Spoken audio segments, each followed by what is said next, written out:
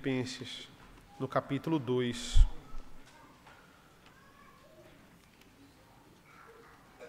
Iremos focar nos versículos 9 a 11, mas eu vou ler a partir do versículo 5 a 11. Filipenses 2, do 5 ao 11.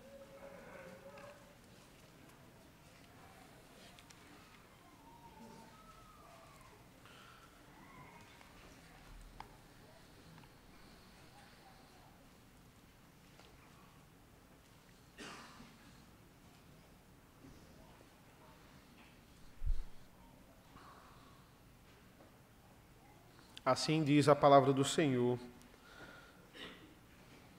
a partir do versículo 5, tende em vós o mesmo sentimento que houve também em Cristo Jesus, pois ele, subsistindo em forma de Deus, não julgou como usurpação o ser igual a Deus, antes a si mesmo se esvaziou, assumindo forma de servo, tornando-se em semelhança de homens e reconhecido em figura humana. A si mesmo se humilhou, tornando-se obediente até a morte e morte de cruz. Pelo que também Deus o exaltou sobremaneira e lhe deu o nome que está acima de todo o nome, para que ao nome de Jesus se dobre todo o joelho, nos céus, na terra e debaixo da terra, e toda língua confesse que Jesus Cristo é Senhor, para a glória de Deus Pai. Vamos orar. Senhor, nosso Deus, nosso Pai, te agradecemos mais uma vez pela leitura da Tua Palavra. Mais uma vez, Senhor, nos instrui, nos ilumina para que Tuas verdades possam ecoar em nossas vidas, possam ser devidamente aplicadas, que o texto possa falar mais uma vez nessa manhã. Em nome do Teu Filho amado Jesus, nós te agradecemos. Amém. Quantas pessoas conhecem o seu nome? Qual é a abrangência da sua fama? Fama no sentido de que as pessoas conhecem quem você é. Pense nisso. Quais são as pessoas que conhecem você? No trabalho, aqui na igreja, na sua casa, obviamente. Quem poderia ser a pessoa mais famosa do mundo? Como é que a gente pode medir isso nos dias de hoje? Como é que a gente pode medir a fama? Hoje, geralmente é medido pela quantidade de seguidores que você tem nas redes sociais, seja no Instagram, no TikTok, né? Eu quero ver se essa pessoa é famosa mesmo, eu quero ver se ela é muito conhecida, eu quero ver se ela ter realmente a influência que ela tem. Aí você vai lá na conta dela e vê quantos seguidores ela tem. A pessoa é um coach que influencia pessoas a ter muitos seguidores, mas ela tem 500 seguidores, né? Aí você olha assim e fica meio desconfiado qual é a referência que essa pessoa tem. Tem gente que é muito famosa porque realizou coisas boas. Ela fica famosa por uma atitude ali que ela fez e, poxa, isso aí raramente pessoas fariam na mesma situação que ela estaria, então ela fica famosa por isso. Até que o mundo clama por isso, o mundo clama por heróis. O mundo se sensibiliza com atos de bondade, porque esse mundo é tão cheio de atos de maldade que quando alguém faz um ato de bondade, ela praticamente vira uma celebridade. A pessoa vira reportagem no jornal, a pessoa que entregou a carteira para o outro com todos os documentos e o dinheiro dentro. Todo mundo fica impressionado, porque raramente alguém faz isso. E tem pessoas que ficam famosas porque fazem alguma coisa ruim. Eu sou professor de história e tem vários personagens que eu posso citar para vocês que fizeram atrocidades e eles estão lá no livro de história por causa das atrocidades que eles fizeram. Mas o que é fama? Fama é reconhecimento de verdade. Aqueles cantores, né, que eles sobem por causa de uma música que explode e fica na cabeça das pessoas, daqui a pouco eles desaparecem. O que é fama? Fama é ficar conhecido além da sua vida. E o nosso texto vai falar sobre a fama de Jesus. O nosso texto de hoje vai falar sobre o Cristo exaltado. Esse homem, que nós sabemos que é Deus ao mesmo tempo, é alguém que em todas as gerações, por causa da sua obra, por causa do seu amor e do que ele fez, ele se fez e se fará conhecido para as próximas gerações. Essa é a promessa dos versículos 9 a 11. para que, versículo 10, o nome de Jesus que ao nome de Jesus se dobre todos os joelhos no céu, na terra e debaixo da terra. Nós vamos falar de alguém hoje, e graças a Deus, mais uma vez, numa igreja fiel que prega sobre Cristo, nós vamos falar sobre Cristo. Só Ele, de fato, poderia fazer o que Ele fez. E atingiu uma fama tal que todo joelho irá se dobrar perante Ele. Essa é a ênfase de Paulo, principalmente aqui dos versículos 9 a 11. E não apenas isso, sabemos que Cristo é merecedor dessa fama, é merecedor dessa honra. Paulo foca nessa exaltação aqui no final desse segundo bloco do capítulo 2. E sabemos que Paulo está encorajando os irmãos de Filipenses. Filipenses só tem 4 capítulos, e ela tem muito mais palavras de afeto para com os irmãos do que, por exemplo, 1 Coríntios, que tem 16 capítulos. De fato, Paulo ele tinha um grande afeto por aqueles irmãos, porque ele sabia que ela era uma cidade pequena. Filipenses era uma cidade que basicamente Roma escolheu para ficarem os aposentados do exército romano. Como se fosse uma grande vila militar, onde os aposentados ali eles repousavam. E nessa cidade que era relativamente pequena, Paulo vai conseguir uma porta de entrada ali para plantar a igreja, há 10 anos atrás do que ele escreve Filipenses. E ele mostra, a gente vê nitidamente, Paulo está preso, a vontade dele voltar para aquela igreja. E o carinho que ele tem por aqueles irmãos. E a primeira coisa que ele está dizendo, olha, ele está usando, como eu falei no sermão passado, uma teologia profunda sobre a exaltação e a humilhação e a exaltação de Cristo, para dizer o quê? Versículo 5, tenham a mesma mente de Cristo. Vocês devem aplicar essa forma como Jesus se humilhou pelo seu povo. Ele se tornou servo, como ele vai dizer aqui nessa passagem. Ele está falando sobre a encarnação de Cristo e aplicando para dizer como a gente tem que pensar do outro.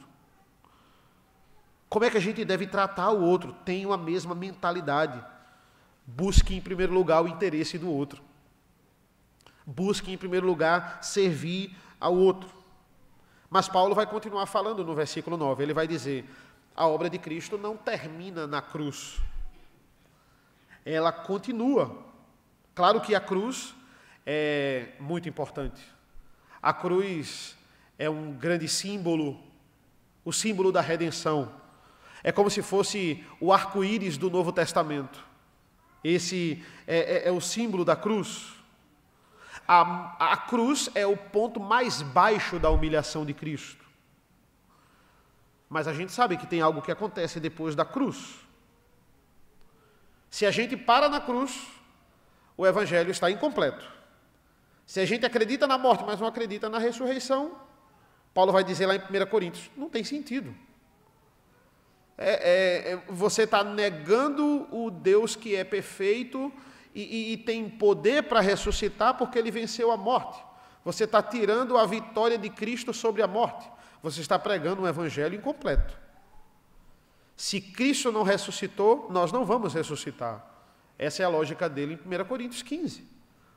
Se Cristo não ressuscitou e a nossa vida se resume a isso aqui, comamos e bebamos, que amanhã morreremos. O evangelho é incompleto sem a exaltação de Cristo, sem a sua ressurreição. Se Cristo não ressuscitou, só me dá a ideia de um Deus derrotado, que de fato a morte derrotou ele, e ele foi sepultado e pronto. Não.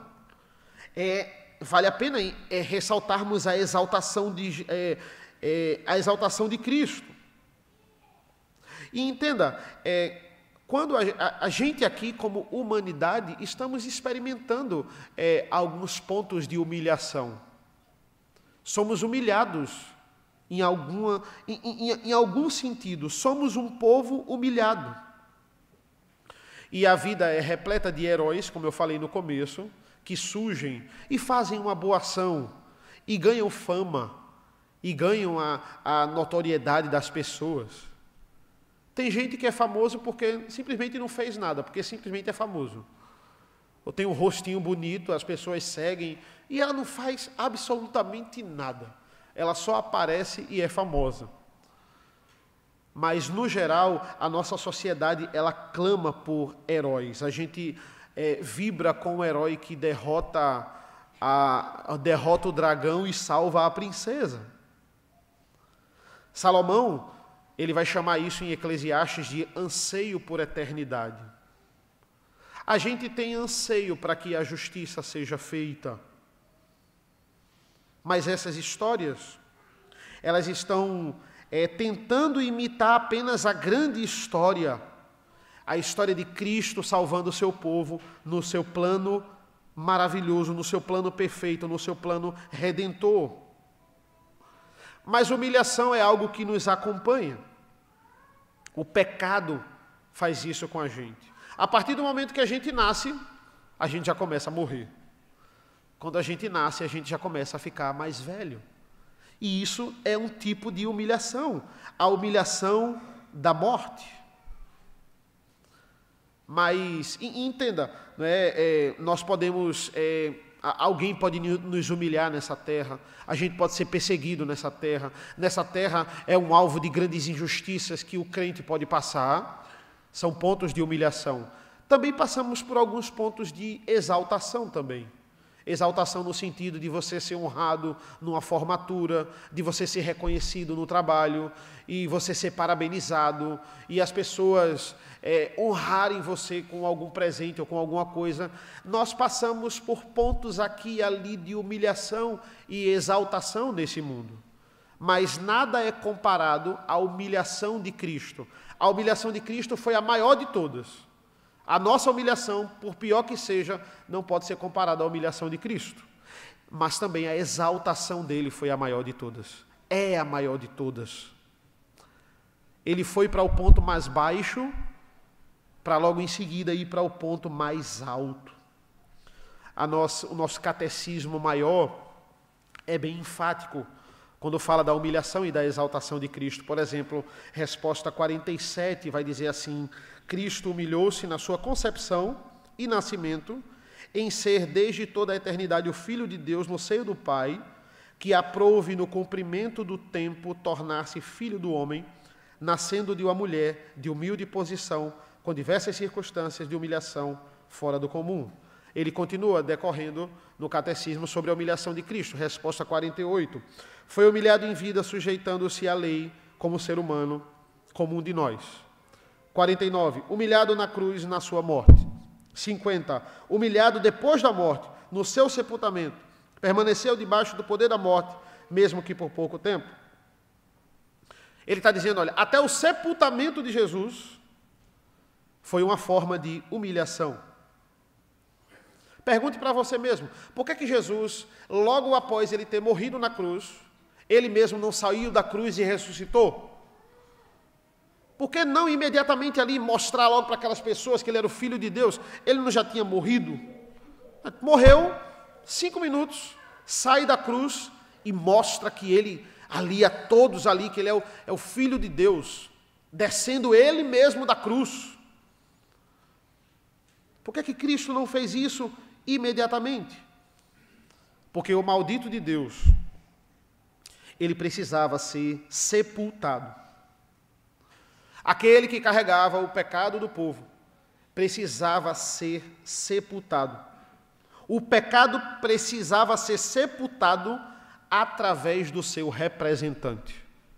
Então, ele ser tirado da cruz, ele não sair por ele mesmo, e ele ser de fato sepultado, ainda faz parte da humilhação de Cristo.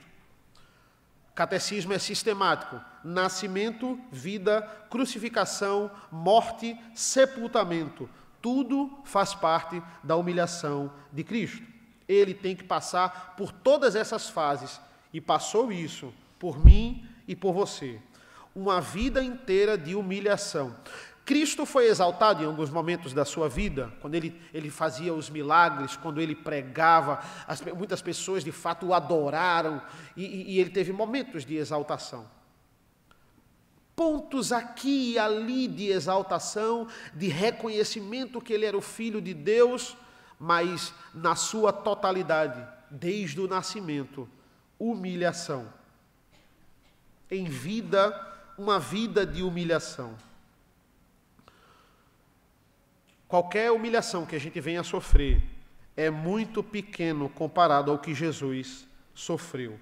Entenda, Jesus não faz isso, ele não sofreu a maior humilhação de todas para mostrar o quanto ele é melhor que a gente, né? Para jogar na nossa cara, como se ele precisasse disso. Olha, como eu cumpri tudo perfeito e agora a humilhação de vocês não é nada comparado a mim. Então parem de chorar aí e continuem, porque vocês não sofreram o que eu sofri. Não é isso. Ele fez isso por nós. Isso não quer dizer que, porque ele fez isso, ele olha para o nosso sofrimento e descarta ele. E menospreza, e ignora, de forma nenhuma. Ele é compassivo, ele está atento a tudo que nós estamos passando, a todas as nossas aflições. A gente tem, muitas vezes, aquele anseio, quando a gente lê um livro, quando a gente contempla uma história, ou até assiste um filme, aquela sensação de que, olha, no final o mal não pode triunfar, seja em qualquer história. A gente tem aquele anseio porque que a história tem um final feliz. A gente tem aquele anseio que fulano que pediu oração por aquela doença que ele está passando, a gente tem um anseio e deve ter esse anseio de orar por ele e querer que ele melhore da doença. A gente sabe que no final é a vontade de Deus e os decretos de Deus não tem como a gente mudar, mas assim, não é pecado a gente querer que fulano seja curado, que ele passe por isso. Esse anseio, ele é válido. Esse anseio por justiça, anseio para que as coisas terminem bem, anseio para ver o circo pegar fogo, não é um anseio cristão. Já que está assim do jeito que está a política, eu quero que tudo se exploda, né? Já que não é como eu quero isso aqui, eu quero também que todo mundo se dê mal. Esse não é um anseio válido. Nós temos que ter o anseio para que as coisas se resolvam. Eu não sei quantos de vocês assistiram o novo filme do Coringa. Eu tive a oportunidade de assistir, e eu vou contar um spoiler, quem não assistiu já era. Certo? O Coringa, no primeiro filme, ele vira o Coringa. Ele vira o grande vilão do Batman, né? Nesse segundo filme, o diretor resolveu fazer uma versão diferente do Coringa, que 90% não gostou. O Coringa se arrepende de tudo que ele fez e deixa de ser o Coringa. Quem não assistiu, já era, né? Final do filme, eu errei realmente em matar aquelas pessoas, eu não quero mais ser o Coringa. Pronto. Eu não gostei do filme, porque ele é ruim, porque Coringa canta, é um musical, Coringa começa a cantar, sapatear, é horrível. Mas, veja, eu tenho que controlar a minha natureza de dizer, poxa, um vilão deixou de ser vilão e se arrependeu. Por que eu não gostei? Eu tenho que examinar o meu coração, não, porque ele é o Coringa, ele tem que matar todo mundo, ele é o vilão do Batman. Mas uma pessoa que era vilã se arrependeu e teve consciência das coisas erradas que ela fez. Por que eu não gostei disso? Eu devo examinar meu coração, não é? Eu não gostei porque foi mal feito, mas assim, a motivação é interessante. A sociedade, muitas vezes, ela quer que o circo pegue fogo, que não exista redenção, que as pessoas não se arrependam. Não, esse personagem aqui não pode se arrepender, ele é o mal, né? As pessoas não gostaram dessa versão. Cristo cumpre a maior exaltação de todos os tempos, a exaltação para os corações humilhados dos seus filhos. Versículo 9, pelo que também Deus o exaltou sobremaneira, e lhe deu o nome que está acima de todo o nome. Resposta 52 do nosso catecismo fala sobre a exaltação. Ressurgiu dentre os mortos ao terceiro dia, pelo seu próprio poder, e por essa ressurreição declarou-se Filho de Deus, haver satisfeito a justiça divina, ter vencido a morte e aquele que tinha o poder sobre ela, e ser o Senhor dos vivos e dos mortos. Tudo isso fez ele na sua capacidade representativa, como cabeça da sua igreja, para a justificação e vivificação dela na graça, apoio contra os inimigos e para lhe assegurar a sua ressurreição dos mortos no último dia. Sua exaltação, irmãos, começa no mais improvável dos lugares, na tumba de um morto. Quando Jesus, ele levanta dos mortos, ele é vindicado publicamente e fica claro que ele de fato é o que ele dizia que era. Ele começa a ser exaltado. O Deus homem, ele começa a ser exaltado. É declarado perante todos na sua ressurreição a sua majestade. E ele é assunto aos céus e é recebido na glória pela multidão celestial. Salmo 24 fala muito sobre isso. Salmo 24 fala sobre alguém que entra pelas portas do céu, alguém que é recebido pelo Sião celestial e eles dobram as suas cabeças. Os portões se abrindo para aquele que é limpo de mãos. E ele chega aos céus e ele recebe toda a glória, toda a exaltação. Sua exaltação, ela continua. Ele é exaltado e para sempre é exaltado. E quando a gente anuncia essa obra de Cristo, nós estamos contemplando e anunciando de fato essa exaltação, confirmando a exaltação de Cristo. A exaltação de Cristo continua todos os dias quando o Senhor chama as pessoas para si, quando as pessoas de fato são convertidas perante os seus pés, e continuará para sempre no dia que ele, e isso vai ser culminado, porque de fato ele fala desse episódio aqui no versículo 11, que todo joelho irá se dobrar perante o Senhor, o Rei dos Reis. É o ápice da sua exaltação, a segunda vinda de Cristo. Todos vão reconhecer, todos terão que reconhecer.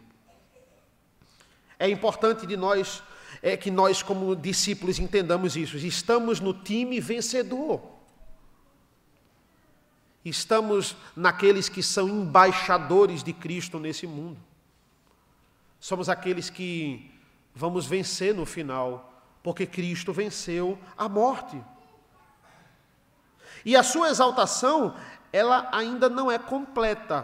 Como eu disse, ainda falta uma parte final. Ainda falta a volta triunfante de Jesus. O Rei por direito, vindo para julgar vivos e mortos. A sua exaltação é contínua e ela é perfeita. E ainda haverá o seu ápice. Versículo 10, para que ao nome de Jesus se dobre todo o joelho nos céus, na terra e debaixo da terra, e toda a língua confesse que Jesus Cristo é Senhor, para a glória de Deus Pai. Paulo está explicando o que acontece após a ascensão, a subida de Cristo aos céus. Comentaristas vão dizer que esses versículos 10 e 11, na verdade, eram um bordão entre os cristãos daquela época pela métrica da escrita. É como se eles cantassem um hino naquela época e ele pegou esse hino e botou aqui. E é claro, isso aqui é revelação de Deus, é escritura, mas ele pegou essa parte como se ele tivesse pegado um trecho de um hino e colocado aqui. Pela métrica, ele diz assim, para que o nome de Jesus, versículo 10, se dobre todo o joelho nos céus, na terra e debaixo da terra. Terra aqui, terra no final. É como se ele usasse a mesma palavra para rimar, de fato, um cântico que eles cantavam. Né? Alguns vão dizer isso, outros não. Sendo isso ou não, essa é uma declaração muito importante, mas também uma declaração muito perigosa naquele contexto. Por que perigosa? Porque ele está dizendo, olha, Senhor mesmo, sobre todos, não é César, como vocês acham que é. Senhor mesmo sobre todos, não é o governante de vocês. Esse passa, esse morre e não ressuscita. E não é exaltado para sempre. Não é uma deidade falsa o que é pregado por aí. Ele não está falando, ele está dizendo assim, não é Zeus. Eu não estou falando de Zeus. Deus não é Zeus. Eu não estou falando de Hércules. O filho de Zeus é Hércules. Jesus é o filho de Deus. Não tem nada a ver. Não é Hermes ou Cromos. Não é Diana de Éfeso. Quem manda em nossas vidas, quem é Senhor em nossas vidas é Jesus Cristo. Por quê? Porque Ele é o próprio Deus. Tomou sobre si humanidade. A gente viu no sermão passado. Diminuiu por adição. E agora o texto está nos dizendo que esse mesmo Cristo humilhado, Ele é exaltado. Esse é o estado que Ele está. Essa expressão do versículo 9, o exaltou sobremaneira. Ela é melhor traduzida por, Ele foi hiperelevado. Ele foi exaltado como ninguém foi.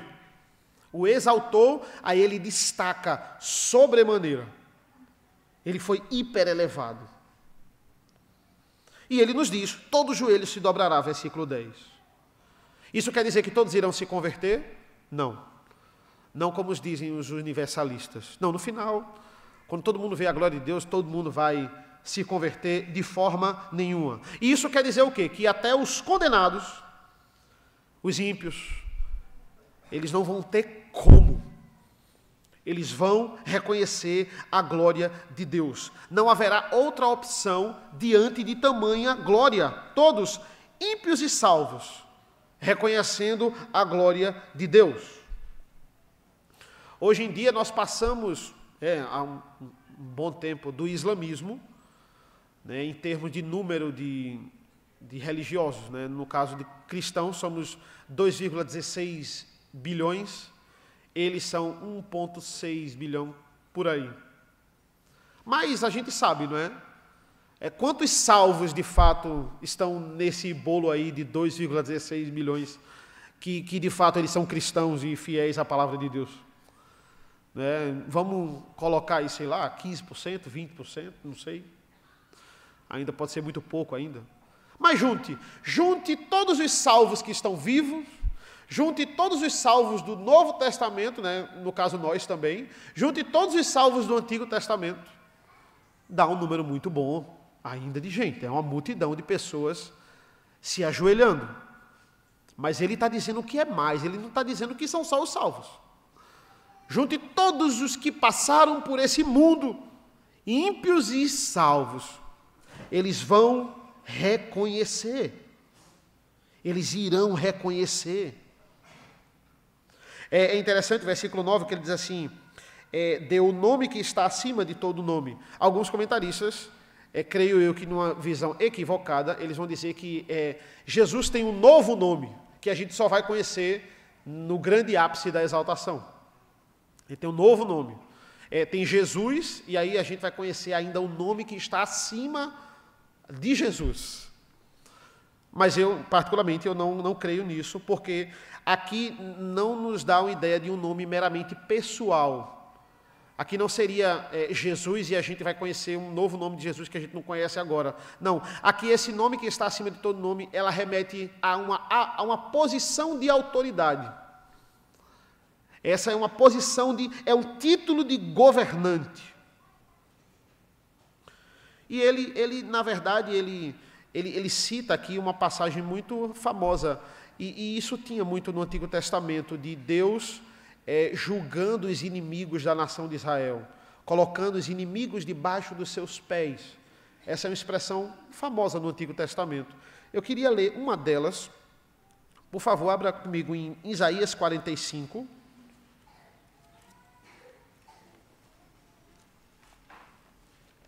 Isaías 45, a partir do versículo 21.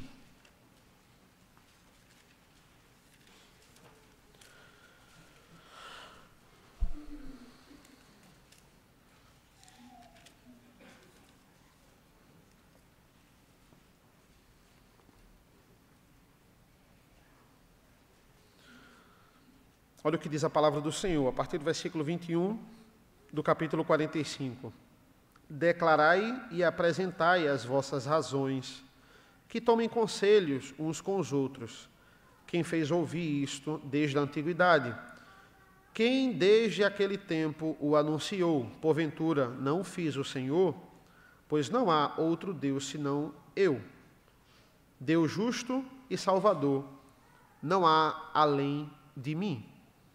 Olhai para mim e sede salvos, vós todos os limites da terra, porque eu sou Deus e não há outro. Por mim mesmo tenho jurado, da minha boca saiu o que é justo, e a minha palavra não tornará atrás. Diante de mim se dobrará todo o joelho e jurará toda a língua.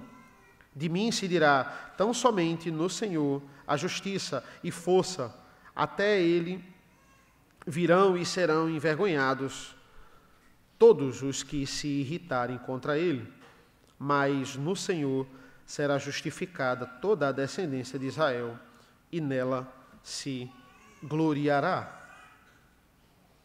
Paulo, ele pegou uma profecia antiga sobre o Deus do pacto, Yahvé, esse Deus que faz os inimigos se dobrarem os joelhos e confessarem com a língua o senhorio do seu Deus. Mas agora ele abrange para o Evangelho, ele vai dizer, aquele Senhor é Cristo. Aqueles que irão se dobrar, vai ser perante Cristo. A fim de que todos, olha, toda língua confesse, versículo 11, que Jesus Cristo é Senhor. Essa é uma afirmação da sua divindade e do seu poderio. Ele não só está falando que Jesus manda, ele está dizendo Jesus é Deus. Todos vão reconhecer, todos que duvidaram, todos que zombaram, vão olhar e vai dizer, não tem como. Jesus é Deus, é o Deus encarnado, encarnou e andou sobre nós. Ele vai receber toda a honra e toda a glória. Ele é digno de todas as honrarias. A Bíblia fala de pessoas que nós temos que honrar na nossa vida. Temos que honrar os nossos pais.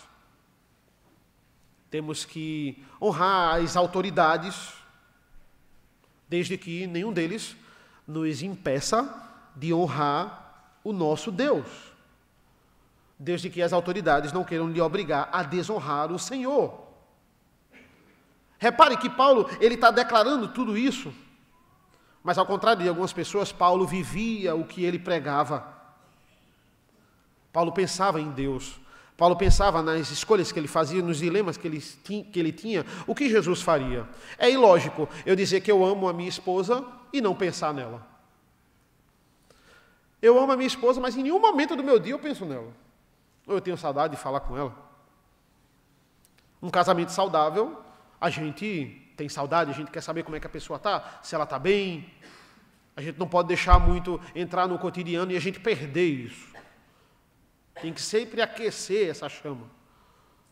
É ilógico eu dizer que eu amo a Deus e não pensar no que Ele faria nessa situação. E não pensar nele e não querer buscá-lo.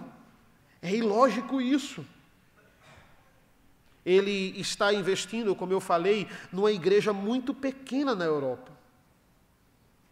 Mas também ele está mostrando qual é o final do seu trabalho.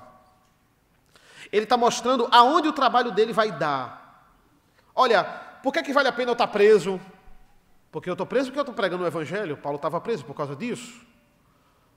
Por que vale a pena vocês estarem continuando na igreja? Eu estou escrevendo essa carta aqui para vocês, porque no final, todo joelho se dobrará e toda língua confessará. E o mundo vai reconhecer, de uma forma ou de outra.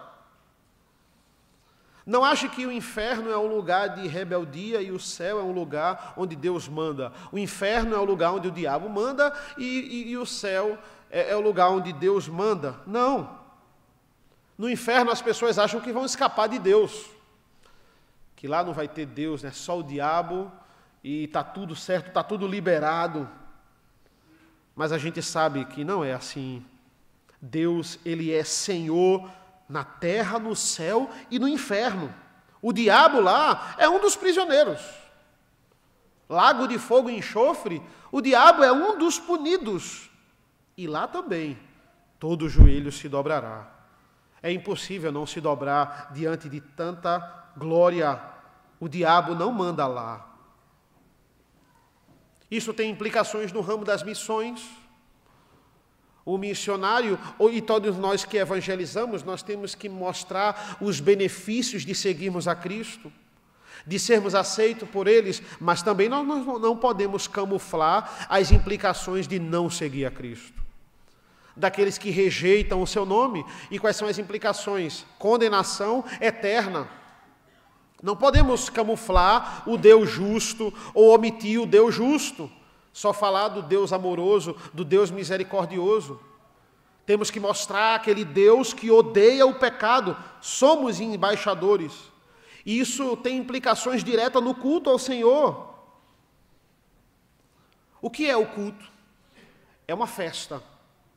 Uma festa onde nós estamos esperando ansiosamente esse grande final, essa grande vitória. Mas não é uma festa igual às outras. É uma festa que tem ordem. É uma festa que tem um roteiro revelado na Sagrada Escritura de como deve ser feita.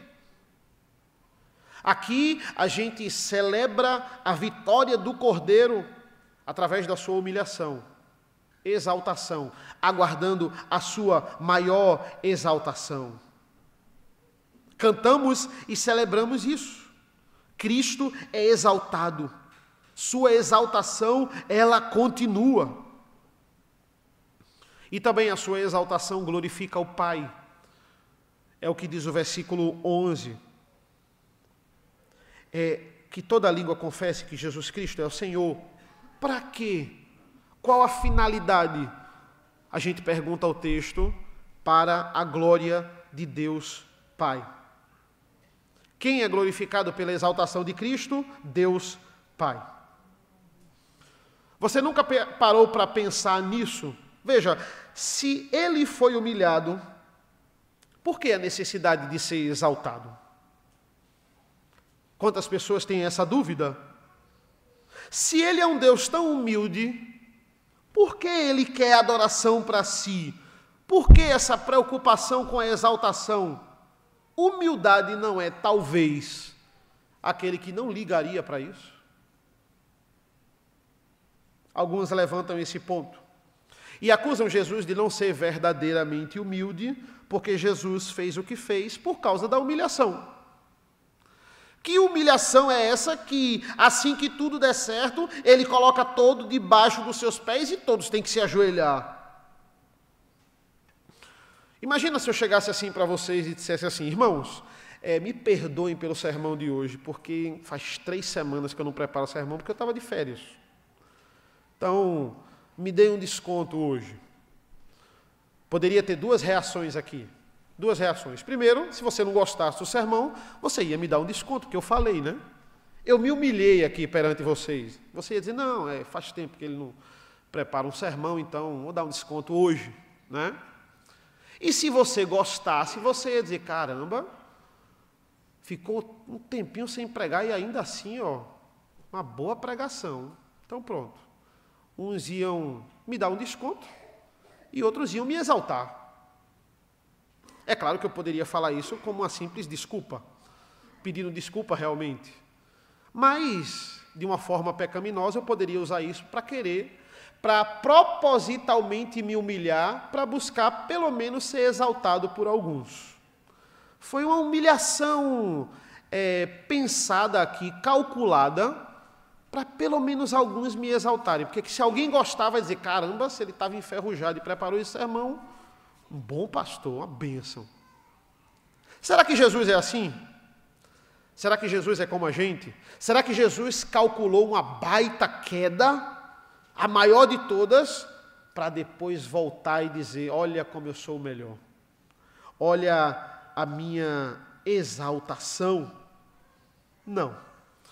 Porque Jesus não é tolo como eu. Jesus não pensa essas besteiras. Jesus não é igual a Eduardo, que deseja que o seu sofrimento sirva para a sua glória. Não é assim. A chave para entender isso e a motivação direta de Cristo está na Trindade. Está nas três pessoas da Trindade que existem antes da criação, não têm origem. São eternas também na origem. Não existe origem, sempre existiram. Nada pode ser comparado a essa relação de amor que existe com a Trindade. E eles não precisavam ser adorados. Eles não tinham essa necessidade. A relação de amor entre a Trindade já supre um ao outro. Eles não precisavam, eles não estavam entediados e agora vamos criar adoradores. Mas não somos como a Trindade. Longe disso. Somos criaturas caídas que querem, se a gente não controlar isso, tudo a gente vai querer a glória para si. O chamado aqui a chave hermenêutica aqui tenha a mesma mentalidade de Cristo. Não busque glória para si. Busque glória para o outro. Por quê? Porque é isso exatamente que cada pessoa da Trindade faz.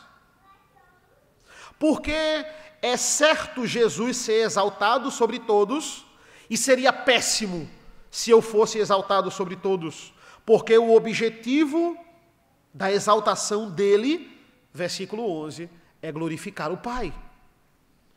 E a minha é só me glorificar mesmo. O objetivo do Pai é glorificar o Filho. O objetivo do Espírito é glorificar o Pai e o Filho. O objetivo da Santa Trindade é um buscando glória para o outro. Por isso que ele deve ser exaltado. E nós devemos ser rebaixados. Que ele cresça e que eu diminua. Tem um comentarista falando sobre a exaltação de Cristo, chamado Dennis Johnson. Ele vai dizer o seguinte, abre aspas, o Pai se deleita em honrar o Filho, pelo que o Filho fez e por sua missão redentiva. E a honra colocada no Filho demonstra ainda mais a glória do Pai. Essas duas pessoas divinas, que com o Espírito Santo formam o Deus Trino, não existem em competição uns com os outros. Não existe inveja, não existe presunção, rivalidade que ameace esse relacionamento. A glória do Filho, de forma nenhuma, diminui a glória do Pai. O Pai exalta o Filho e o Filho não faz nada por partidarismo ou vanglória, mas ele entende que a sua exaltação enriquece a glória de Deus, o Pai. É isso que ele está focando, por isso que ele aplica nos versículos de 1 a 4. Veja o versículo 3, nada façais por partidarismo ou vanglória, mas por humildade, considerando cada um os outros superiores a si mesmo. Não tenha cada um em vista o que é propriamente seu, senão também cada qual é o que é dos outros. Por que isso é importante? Porque nos ensina a honrarmos uns aos outros. O deleite da Trindade está em ampliar a glória um do outro.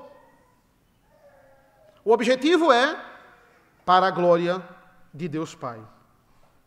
Por que é que a gente não imita a Trindade?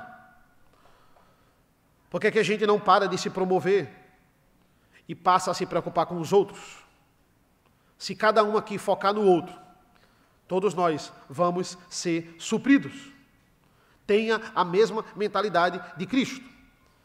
Fique feliz, ore, clame pelo crescimento do outro, pelo crescimento do seu irmão.